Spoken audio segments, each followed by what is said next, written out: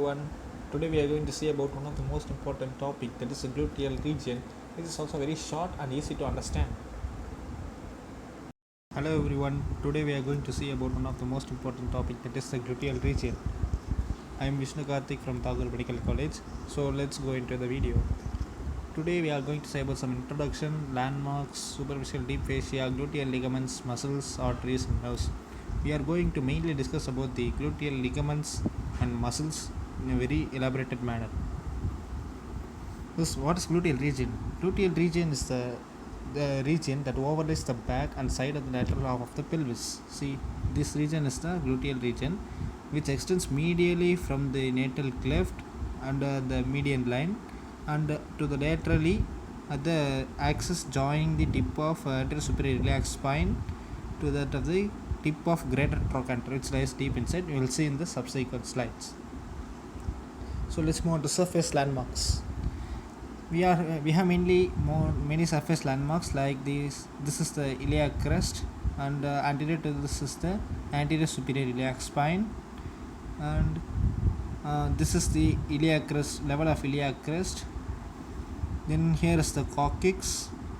We have posterior superior iliac spine. Here we have the ischial tuberosity, which is the main landmark.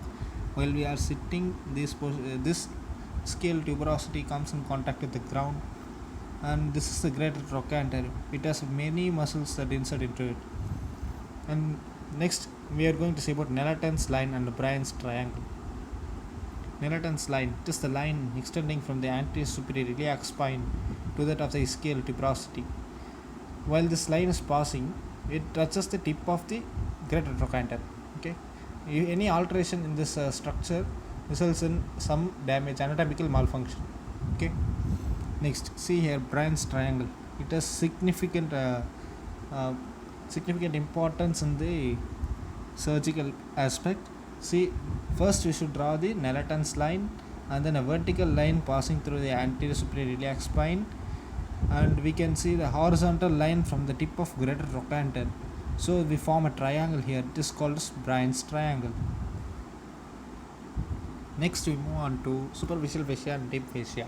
Superficial fascia, we all know that it is thick because of the subcutaneous fat as well as the very bulky muscles such as the gluteus maximus, medius, minimus are present.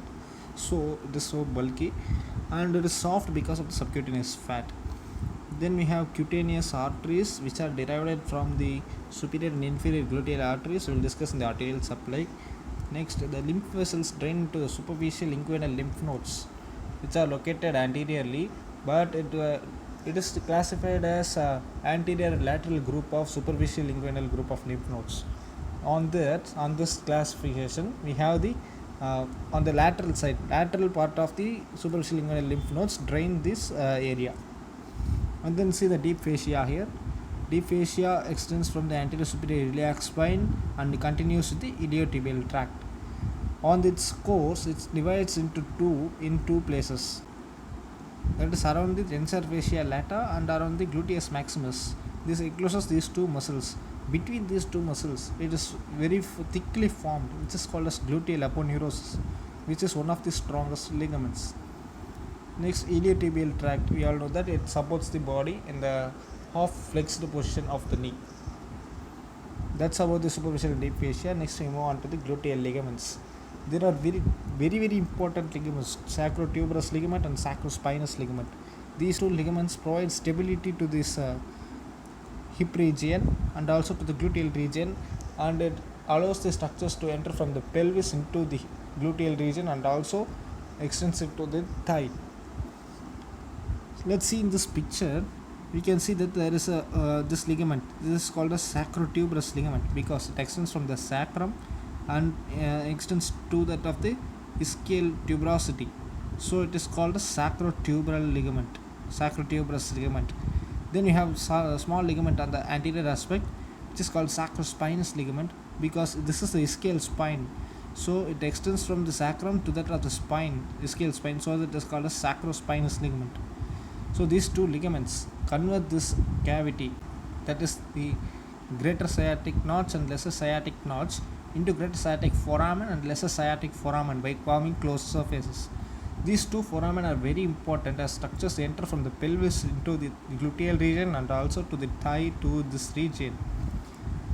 Especially, we have the inferior gluteal foramen in which we have pin structure. It is easy to remember. Pin, pudendal nerve, internal pudendal artery, and nerve to obturator internus. These three nerves and vessels enter into the lesser sciatic notch from posteriorly to enter into anteriorly, which goes into the perineum. It supplies to the perineum. So, for a gateway of perineum is this lesser sciatic notch. Before that, it enters through the greater sciatic notch from the pelvis to the gluteal region. Then it moves into the lesser sciatic notch. So, first it passes from greater sciatic notch and then re-enter into the lesser sciatic notch. This pin structure. Just remember it. Next, we have the piriformis muscle in the greater sciatic foramen, which divides it into superior and inferior parts. Above the piriformis, you can see the superior gluteal nerve and vessels, and below it, inferior gluteal nerve and vessels. And also, the greatest nerve, that is the sciatic nerve, the lower limb, that emerges below the piriformis, along with the posterior cutaneous nerve of thigh. Next, we move on to the muscles of the gluteal region. We have four major muscles and many small muscles. Four major muscles are gluteus maximus, medius, minimus, and tensor fascia lata. These main muscles, they are called as abductors of hip joint. Okay, so these four muscles have the action that abducts the hip joint. Next, we have the small muscles: piriformis, superior and inferior gemellus, quadratus femoris, and obturator internus and externus. These five muscles, actually are lateral rotators of hip joint. Okay, so the main action is a lateral rotation of the hip joint. So they are called as lateral rotators of hip joint. It's easy to remember their actions by their names and their classification like this. Next, we say about the individual muscles, of which a very very important muscle is the gluteus maximus muscle. It has its origin from the outer slope of dorsal segment of ilium, that is from here, and then posterior surface of the ilium, dorsal surface of sacrum, and also from the side of the coccyx and the sacrotuberous ligament. So it has an extensive origin along the medial aspect of the ilium. Okay, then it inserts into deep fibers, usually insert into the gluteal tuberosity of the femur, which is the slight elevation present in the femur, and the superficial fibers continue to down along with the fibers of the tensor fascia lata to form the iliotibial tract. So their insertion is the iliotibial tract. Then nerve supply will deal with the subsequent slides. I will tell easy way to remember this. And also, very very important 5 mark question for you all is the structures under gluteus maximus. So we have very very important structures, such as the first we see about the muscles which are under the cover. See here, gluteus medius and gluteus minimus are there, piriformis and biceps femoris, adductor magnus, quadratus femoris, gemellus superior inferior, and also obturator internus. These muscles are present just below the gluteus maximus, that is the under cover of the gluteus maximus. Let's see the vessels. We have seen the superior gluteal artery and inferior gluteal artery. We have also various anastomosis like trochanteric anastomosis and cruciate anastomosis, which I will tell in the arterial supply.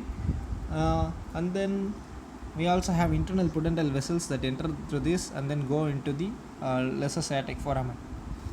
Next, we move on to the nerves. We have the superior gluteal nerve, inferior gluteal nerve, posterior cutaneous nerve of thigh, sciatic nerve. These are the main nerves present in the head. Also, along the pin structure, that is a pudendal nerve and nerve to obturator internus. These two nerves also come here and go into the lesser sciatic foramen. We also have another nerve, that is a nerve to quadratus femoris, which supplies only to that muscle. Then we have hip joint and various ligaments around the hip joint. Then along the hip joint you see the structure. This is the bursa. Okay, so these are the structures present just below the gluteus maximus, that is the under cover of the gluteus maximus. It is very easy to remember. Just draw this diagram. It is very very essential to draw a diagram for this question. Okay, first you can draw this gluteus maximus, then gluteus minimus, medius under their two layers, tensor fascia lata along the plane of the gluteus maximus, And then along the plane of gluteus minimus, you can draw the piriformis because it is a deeply located muscle. And along the plane C here comes under the orders gemellus superior, obturator internus tendon in between, and gemellus inferior. Then quadratus femoris, and then the hamstrings. That is the biceps femoris and adductor magnus. Okay. Then passing between the nerves, we can easily remember the passage of nerves between these muscles. And also we can draw the vessels just above the piriformis and below the piriformis. It's simple to draw. Okay. Next we move on to the gluteus medius. It originates from the outer surface of ilium between the anterior and the posterior gluteal lines. We have three gluteal lines: anterior, posterior, and inferior gluteal lines. So this originates between the anterior and the posterior gluteal lines and then inserts into the oblique ridge on the lateral surface, lateral side of greater trochanter. Most of these muscles insert into the greater trochanter. Why is it so? Because it is a most laterally prominent portion of the femur, so it helps in the abduction easily. So these muscles are attached mainly to the greater trochanter. These are the origin insertions of gluteus medius. We always discuss that these muscles have their action as abduction. Then gluteus minimus, it is a small muscle and compared to this muscle, so it is named as minimus. Its origin is from the outer surface of ilium between the inferior and anterior gluteal lines. Okay. Then its insertion is into the greater trochanter. Simply that's the nerve supply of these three gluteal muscles. We have these superior and inferior gluteal nerves, right? So just remember, very largest muscle, gluteus maximus, is supplied from the lower aspect. So gluteus maximus is supplied by inferior gluteal nerve, as well as gluteus medius and minimus is supplied by the superior gluteal nerve. Simple. That's two small muscles are supplied superior gluteal nerve, and one large muscle is supplied by inferior gluteal nerve. It's easy to remember the nerve supply. Don't confuse it. Larger one gets smaller branch, and that is inferior branch, and then smaller ones, that is gluteus medius and gluteus minimus, get a superior branch, that is the superior gluteal nerve. Next, a very important thing is the Trendelenburg sign. It is a very important clinical question. It may be asked as viva and also in the OSPE. So here normally when a person walks, the gluteus medius of the opposite side of the leg is lifting. So when he lifts the left leg, the opposite side gluteus medius contracts, so that the that is the pelvis does not sag onto the side of the lifting of leg due to the weight of the body. So when it contracts, it pulls out the body weight towards its resting leg, so that pelvis does not fall on the side where the leg is lifted. So this is very important, as when the superior gluteal nerve is damaged, there will be weak gluteus medius, so it cannot contract when the leg is lifted. As a result, the person has a lurching gait. That is a type of walking pattern, which is called gait. Person will have a lurching gait. That is the person's leg. That is the person's pelvis will fall. That is sag on the direction of leg which he is lifting. Okay.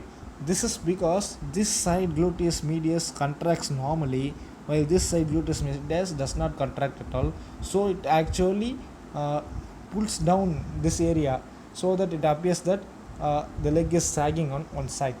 This is called as Trendelenburg sign. It is very important. Next, move on to tensor fasciae lata. It is a muscle that lies nearly anterior in the body, but it is classified under gluteal region because of its nerve supply, which is by the superior gluteal nerve. It originates from the outer lip of iliac crest and inserts into the iliotibial tract along with the fibers of gluteus maximus. Remember, gluteus maximus and tensor fasciae lata lie in the same plane, and their fibers converge to form the iliotibial tract. Then its action is supports the femur in the half standing position. That is, when the person stands at the knee in the half flexed position. It is not complete full flexion, not complete full extension. The half flexed position. This iliotibial tract helps mainly in the stability of the joint. Okay, this is a very important point. Then we have the other short muscles, that is the piriformis gemellus superior, inferior, obturator internus, quadratus femoris. See here, piriformis, it is one of the main muscles. It originates from the middle three pieces of sacrum on the ventral aspect and gets inserted into the greater trochanter. That is the tip of the greater trochanter, and it is supplied by ventral rami of S1 and S2 spinal nerves. And we all know that its action is the lateral rotator of hip joint. Then gemellus superior and gemellus inferior, these two have a same insertion, but their origin is different. Gemellus superior originates in the posterior part of iliac spine, and gemellus inferior originates from the upper part of the ischial tuberosity and lower part of the lesser sciatic notch.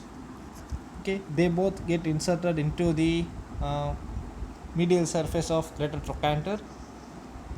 In between these two muscles, there is a tendon of obturator internus muscle, which originates from the pelvic surface of obturator membrane and the surrounding bones. See here, this is on the pelvic side. It originates and comes onto the dorsal side, and then gets inserted between this gemellus superior and the gemellus inferior onto the tip of the greater trochanter.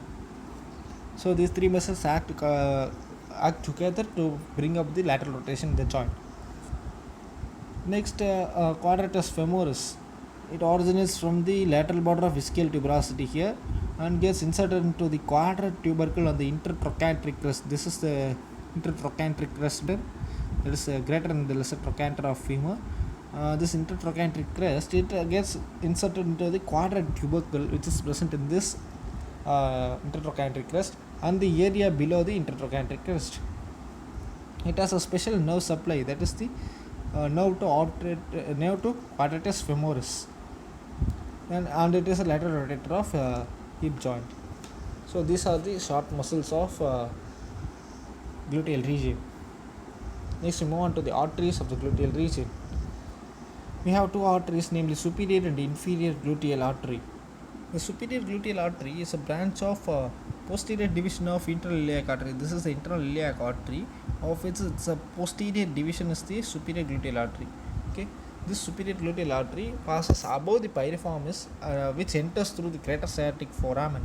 See, this is the greater sciatic foramen till here, and it arises just above the piriformis along with the superior gluteal nerves.